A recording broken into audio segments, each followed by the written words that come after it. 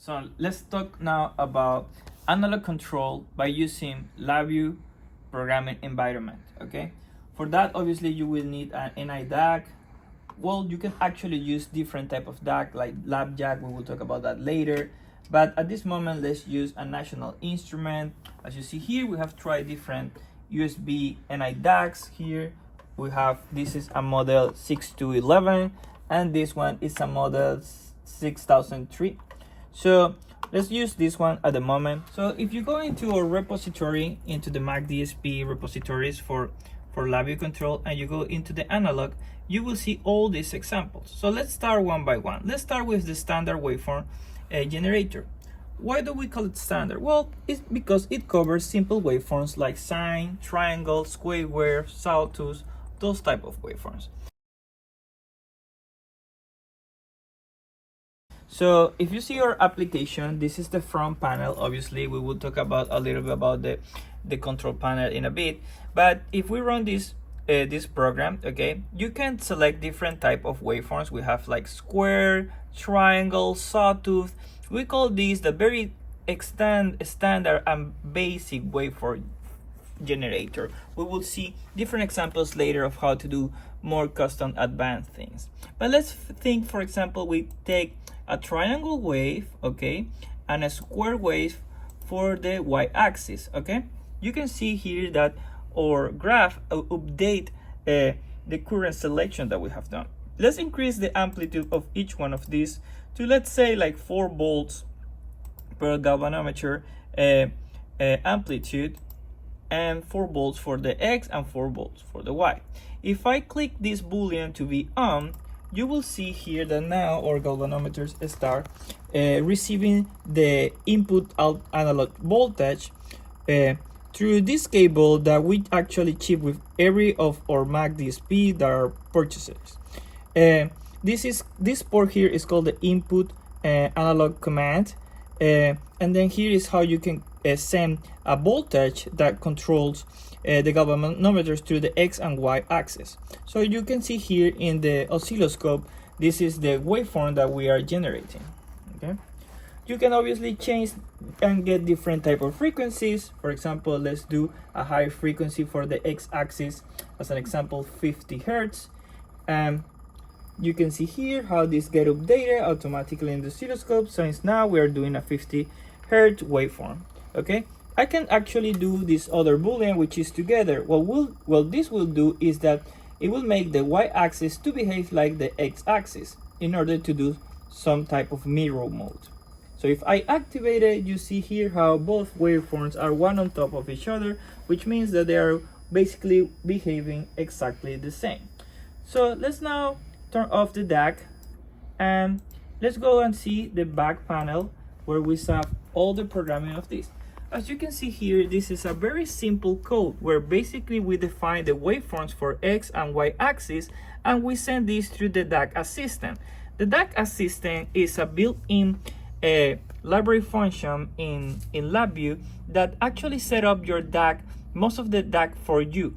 We have also a mirror of this program, which we call NI low level DAQ configuration, which I'm gonna show it to you. In this one, this program do exactly the same as I showed you before, but now you can see here all the low level blocks in order if you want to have more control of how you set up your DAQ. So you have the same example in 2 different versions.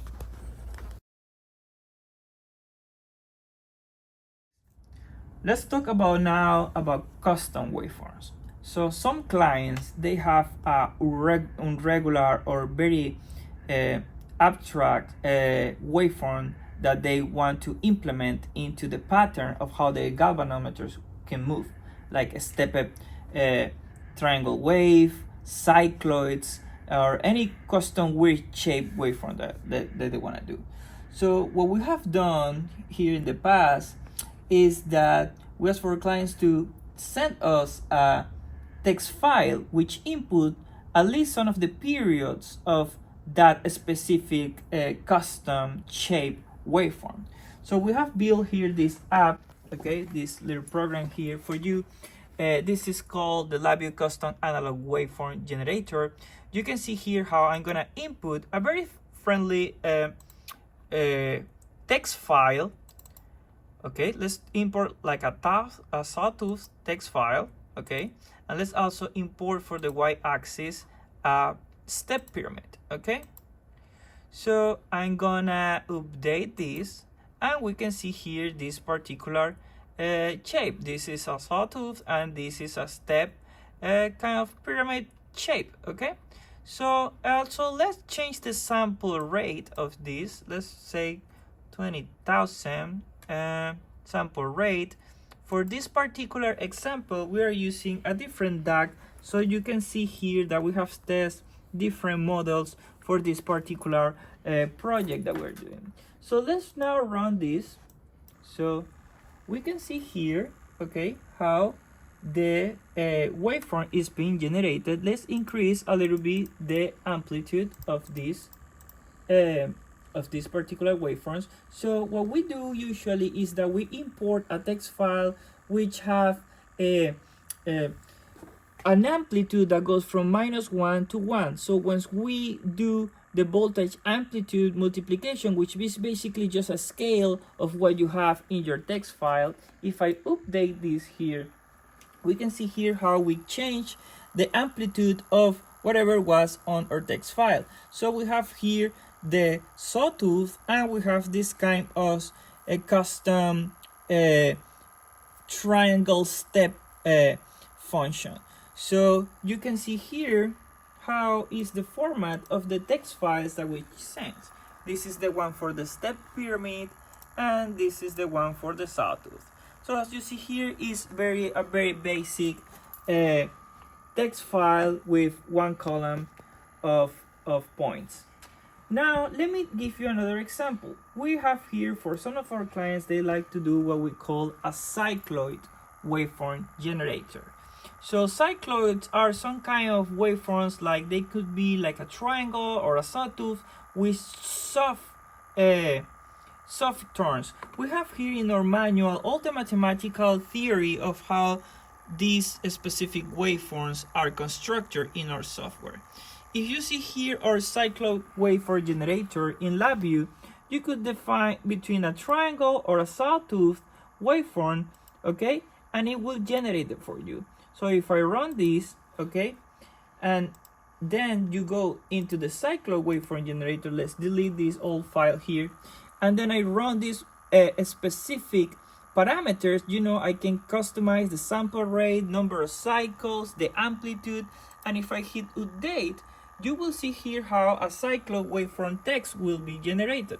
You can use this text file, if I open it, to import it into our other program. So as you can see, you can actually use, in case of you need a Cycloid waveform, we already have built a program for you to generate these waveforms, and you can import these text files into our other program where you can actually import text files to generate custom waveforms.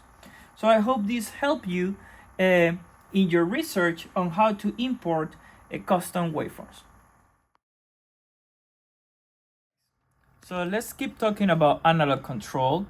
Right now we're going to talk about a different hardware brand. Let's talk about LabJack. So what we have here is a LabJack T4 model. We are using it to run all Galvos to connect it to the Mac DSP. If you have been following my videos on how to do analog control with NI DAQ, this is pretty similar. So the other thing, this is a different model of DAQ assistant. So of that acquisition system. So let's see here our program. So we have here the same features where we can declare our voltage amplitude, the frequency, the different type of waveforms that you can do, sine, square, triangle, sawtooth. Again, this is an example. However, something that you need to take very in consideration when you run a LabJack is, for some of these DAQs, like the T4, it can perform an analog output of 0 to 5 volts, which means that it will go from 0 degrees in amplitude to a specific angle that corresponds to that, for example, 5 volts of my amplitude.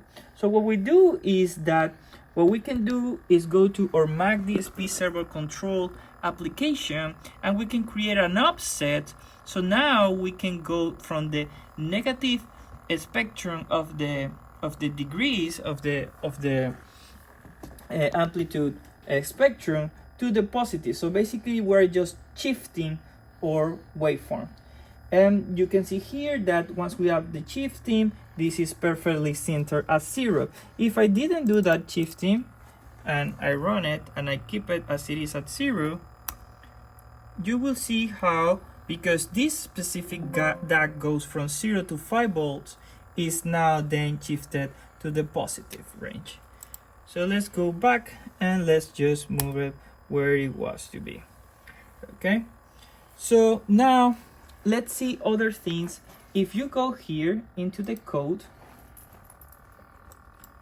you will see here that this specific code uses LabJack libraries that you can go into their website and you can download. What we did is use their specific libraries, and we then input or signals for a square, sine, triangle into the DAQ.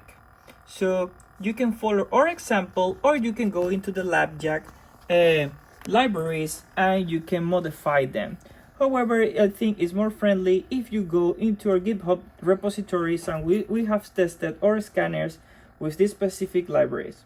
You can actually go into the manual for analog waveform and you can see how all this is set up.